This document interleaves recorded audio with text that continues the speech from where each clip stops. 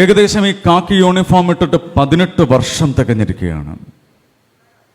18 വർഷം തികഞ്ഞ ഈ വേളയിൽ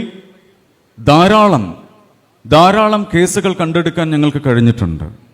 ഒരുപാട് കേസുകളും ആ കേസുകളിൽ പിടിച്ചെടുക്കുന്ന പ്രതികളെയും എല്ലാം അറസ്റ്റ് ചെയ്ത് ജയിലിൽ അടയ്ക്കുന്നതിനുമെല്ലാം ഞങ്ങൾ സാക്ഷ്യം വഹിച്ചിട്ടുണ്ട്.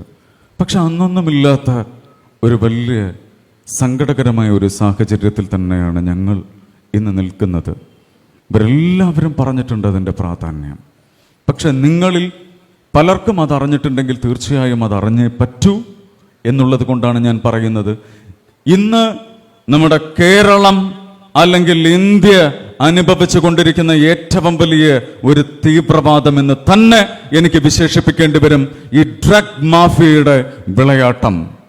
കാരണം ഇവരെ ഒരു തീവ്രവാദികൾ അല്ലെങ്കിൽ ഈ ലഹരി മാഫിയകളെ മുഴുവൻ ഒരു തീവ്രവാദികൾ എന്ന് പ്രത്യേകിച്ച് ഞാൻ സ്പെസിഫൈ ചെയ്യുന്നതിനുള്ള കാരണം സ്വന്തം മക്കളെ ഉപയോഗിച്ചുകൊണ്ട് തന്നെ അവരുടെ അച്ഛനെ, അമ്മയെ, സഹോദരങ്ങളെ മുഴുവനായിട്ട് നശിപ്പിക്കാൻ ഇറങ്ങിത്തിരിച്ചിരിക്കുന്ന ഒരു കൂട്ടം നികൃഷ്ട ജീവികൾ. അവരെ മൃഗങ്ങൾ എന്ന പേര് പോലും വിളിക്കാൻ കഴിയില്ല. അവർക്ക് വേറെ പേര് വിളിക്കാം, പക്ഷെ ഈ ദൈവസന്നിധിയിൽ അത് ഉച്ചരിക്കാൻ എനിക്ക് പറ്റില്ല. അതുകൊണ്ട് പക്ഷേ അവർക്കെതിരെയുള്ളൊരു പോരാട്ടം തന്നെയാണ്. എന്തെന്ന് വെച്ചാൽ ഏകദേശം 5 വർഷം മുൻപ് വരെ ഞങ്ങൾ പിടിച്ചിരുന്ന ലഹരിയുടെ കേസിലെ പ്രതികളുടെ പ്രായം എന്ന് പറയുന്നത് ഏകദേശം 30 വയസ്സിനും 35 വയസ്സിനും ഇടയിലായിരുന്നു എങ്കിൽ ഇപ്പോൾ ഈ കൊറോണയ്ക്ക് ശേഷം, ഈ കോവിഡിന് ശേഷം ഞങ്ങൾ പിടിച്ചുകൊണ്ടിരിക്കുന്ന കേസിലെ പ്രതികളുടെ പ്രായം തന്നെയാണ് ഇന്ന് ഓരോ പ്രദേശങ്ങളിലും, ഓരോ ജില്ലകളിലും, ഓരോ കുടുംബത്തിലും, റെസിഡൻഷ്യൽ അസോസിയേഷൻസിലും ഞാൻ ചെന്ന് ഇതിനെതിരെ പറയുമ്പോഴും എൻ്റെ ഡിപ്പാർട്ട്മെന്റ് മുഴുവനായി ഇതിനെ വരുമ്പോഴും ഞാൻ മനസ്സിലാക്കുന്ന ഒരു കാര്യം, ഈ കോവിഡിന് ശേഷം ഞങ്ങൾ പിടിച്ചുകൊണ്ടിരിക്കുന്ന കേസിലെ പ്രതികളുടെ പ്രായം ഡിസ്ട്രിക്ട് ക്രൈം റെക്കോർഡ് ബ്യൂറോ ജില്ലയുടെ കുറ്റ വിവരണ റിപ്പോർട്ടിന്റെ ആ പശ്ചാത്തലത്തിൽ ഈ കോവിഡിന് ശേഷം പിടിച്ചുകൊണ്ടിരിക്കുന്ന പ്രതികളുടെ പ്രായം 21 വയസ്സിൽ കൂടുന്നില്ല എന്നുള്ളതാണ്.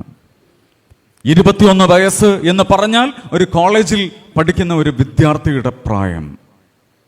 21 വയസ്സിൽ നിന്നും താഴോട്ട് ചെല്ലുമ്പോൾ 19-നും 18-നും 17-നും 16-ഉം കഴിഞ്ഞ് ഇപ്പൊ അവസാനം 12 വയസ്സുള്ളൊരു കുഞ്ഞിന്റെ കയ്യിൽ നിന്നടക്കം ഈ ഡ്രഗ് പിടിച്ചെടുക്കേണ്ടി വന്ന ഒരു അവസ്ഥയുണ്ട്.